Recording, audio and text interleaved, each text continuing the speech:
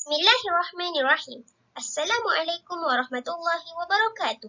Good day, dear participants. Let us listen to the study on Quranics, the model for secular nation building for envisioning or projecting the outcome of academic-related corrective measures. I am Fatima Sofia Fazli, the research assistant of a SOTO project led by Dr. Aniza Ghazali of University Science Malaysia, Penang. Till the next 20 minutes, we will be looking at the background of the project, method, results, and the conclusion.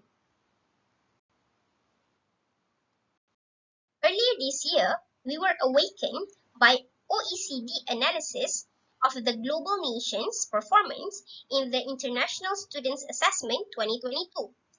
Reality check shows a downtrend performance of worldwide youth in mathematics, reading, and science.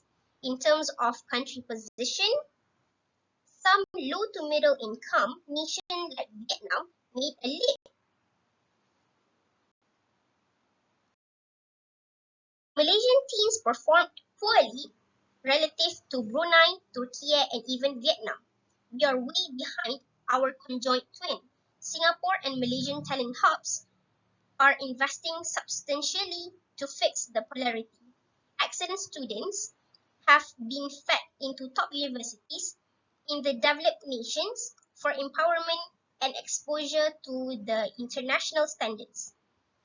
GPA was among the pioneering active player in students' empowerment in 80s when Australia imposed quota system to Malaysian entering Australian universities.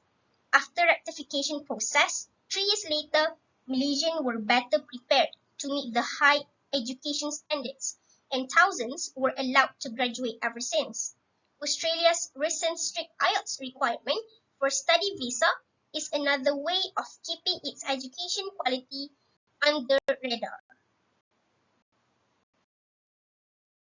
Fact check shows that nations that take radical actions towards malpractices affecting quality educations are the nations occupying the top quadrant. Joining Australia, Germany, Lithuania, and China are Denmark, Finland, and New Zealand. Nations that also keep the cleanest record for corruption in 2023. The performance gap amongst the global nations is influenced by many factors. COVID-19, for instance, has dragged many to hardcore poverty, and 2022 was the recovery period. From learning perspectives, online learning has aided many to authentically leap, while the rural struggle with internet access to keep up, if not to ease in academics. At the flip side, online learning opens the door to cheating, and this continues on till after COVID. It is sad if the school habit slips into the university. More importantly, the investigators' personally hypothesis of the gap felt in 1994 has surfaced and proven true by OECD. The poor teens' performance that translate to the poor undergraduate performance is a disturbing story. At note, actions are required to troubleshoot the issues, and the doable interventions is hereby staged to support learners within our circles. The awareness led to the unique design of the study, which aims to identify the setbacks in the local settings, and next, map the setbacks to the photo issues related to the accentuated malpractices captured in a span of 35 years. The data guide the development of strategies for troubleshooting the issues. The findings that I am about to present are based on a longitudinal experiential review that began in 1990. since the actionable malpractice is academic misconduct. This study zooms into academic misconduct as the unsecular factor to the human capital. Interactions with the EU, Indonesia, Vietnam, Thailand, Australia, and New Zealand were also used to gauge the spontaneous responses containing stance towards cheating elements.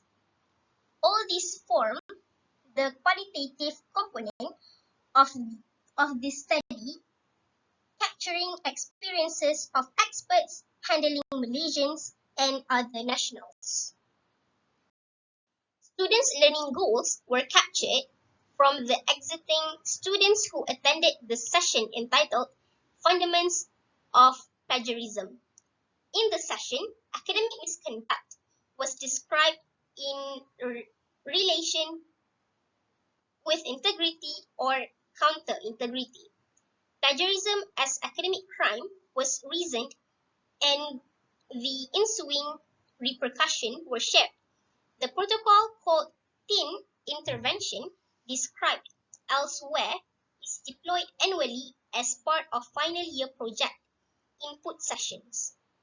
Quasi-experiment with pre- and post-test intervention was run to capture awareness and internalization of academic honesty.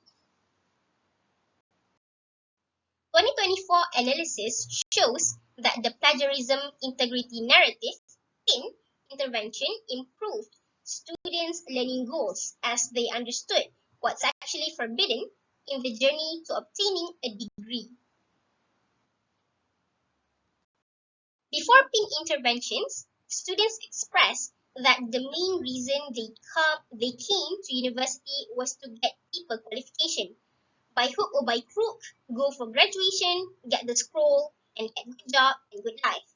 However, at post-test, more votes were seen for to be mated and to learn long-term survival skills.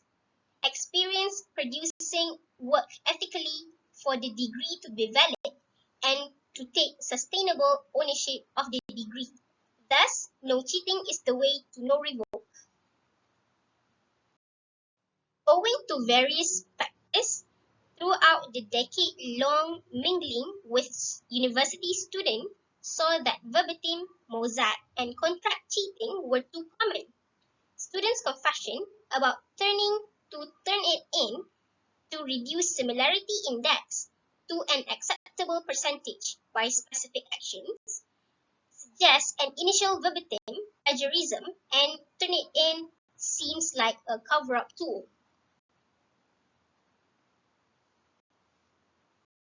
When refined further, the link to such behavior appeared to date back to school years. If students are considered as the coachee of the older batch of previous students, then the coach producing teachers that generated the freshers fed to the university might have also committed malpractices, and literature shows that educators themselves were intentionally or unintentionally involved in contract cheating, collusion, and idea plagiarism.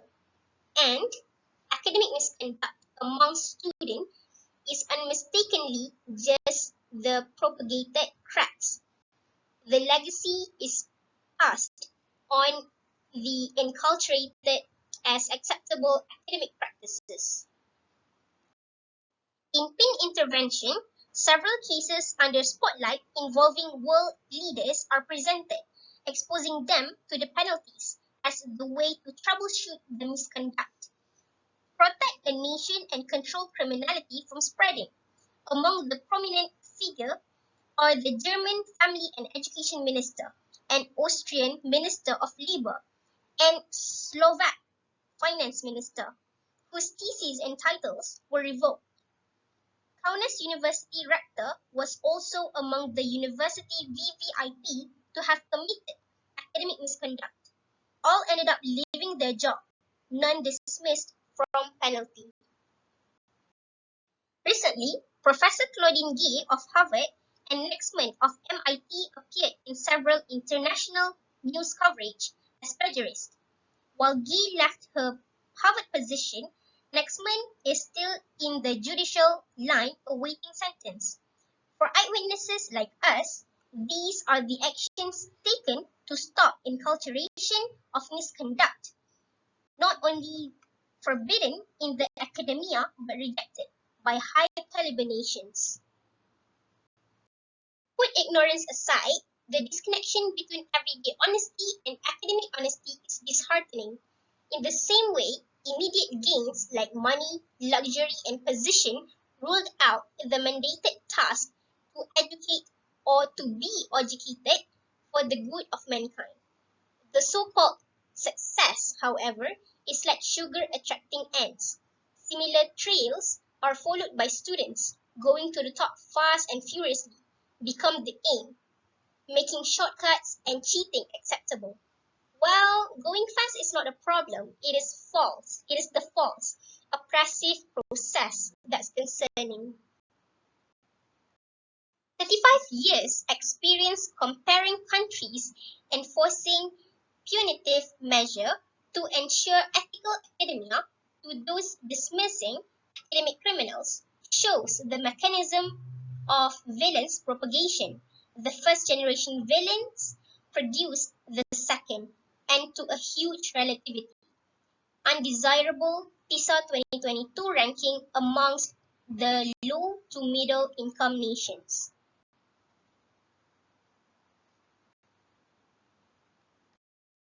Unless we put a stop somewhere, the vicious cycle of human capital will continue to be contaminated, crippling civilization as the country's various sectors are met by third-class mindset.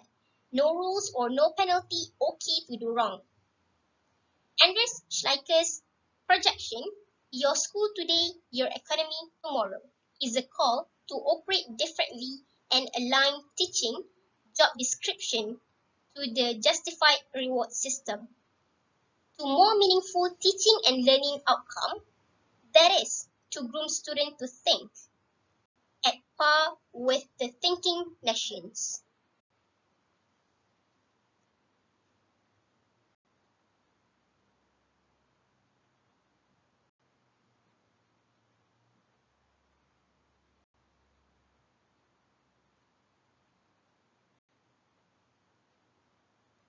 Phonics is developed after many years of contemplating upon the guide and warning against taking false credit.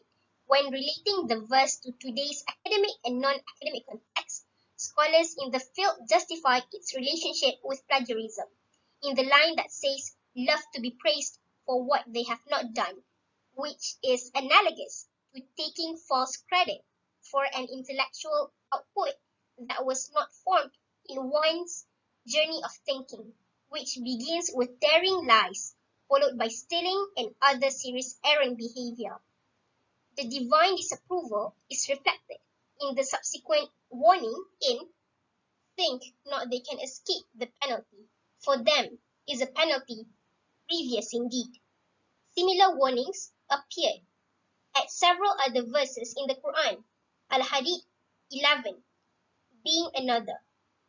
The gruesome fate in the hereafter is somewhat consistent with the gruesome picture of the economy as an ultimate outcome or several decade repercussion based on the existing world timescale.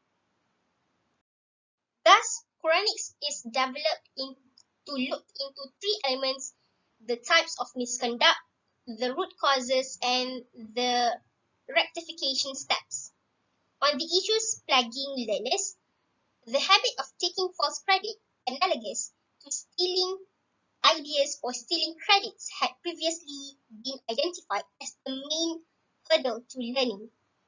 The outcome surfaced as underperformance in PISA 2022, for instance. Having understood the root causes of the wrongdoing, the next big question is, how do we tackle the individual issues and troubleshoot the problem that is holding back students' performance?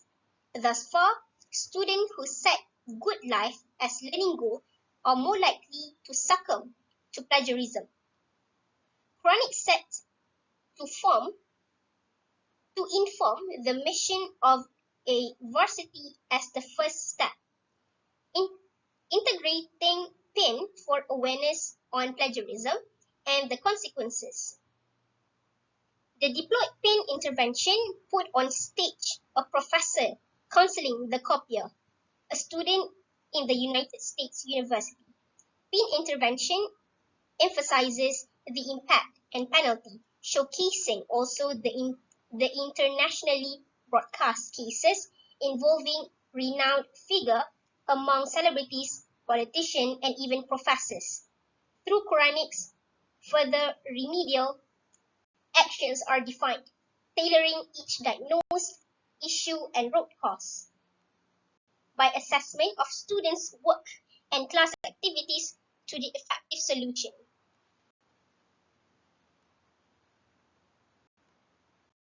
This is an illustration of remedial action using Quranics. When a student is detected plagiarizing, a feedback system will capture the student's reason for the misconduct. If an expert diagnoses the issue as unskilled rather than ignorance, for instance, counseling will take place, followed by teen intervention, which targets to give awareness to a bigger group, followed by an advice on what next can be done. If the student lacks writing skill, then suggestion on class options or independent study using accessible WhatsApp, Telegram, YouTube can be recommended. If students are willing to pay more, many options are available for improvements. After the learning phase, skill and integrity assessment is required before allowing the student to leave the Quranic clinic. Passing means the student is free and should be able to fast and furiously perform successfully.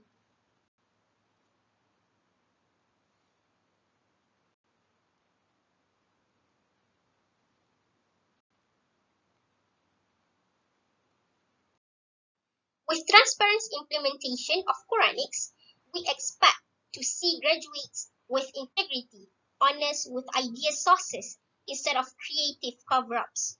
Once they are availed, schools will be manned by reliable teachers, building a trusted brand as feeder of knowledge workers for other sectors like medical field. Having reliable doctor who do things correctly at the first time means efficiency, less error, and more well-being. On the manufacturing side, implementation of circularity would be possible when met by responsible people. Circularity can be expensive, but when handled creatively and responsibly, better environment, less waste, and more product foresee more gains.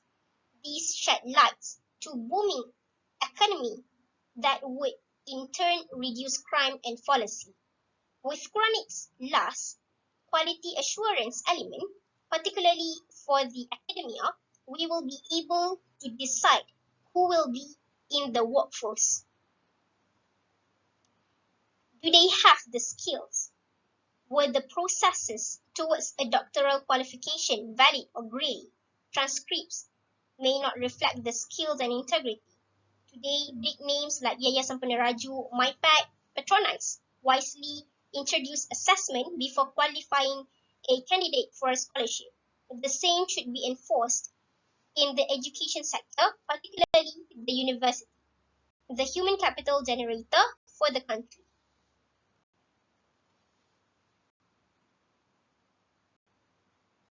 In essence, plagiarism crippled learning as learners escape the hard way of learning, accomplishing tasks through the required processes. Learning process that trains students to think and become problem solver. Skipping the processes is an easy way out from pressure to relaxation and fake success, foretold as an objectionable behavior.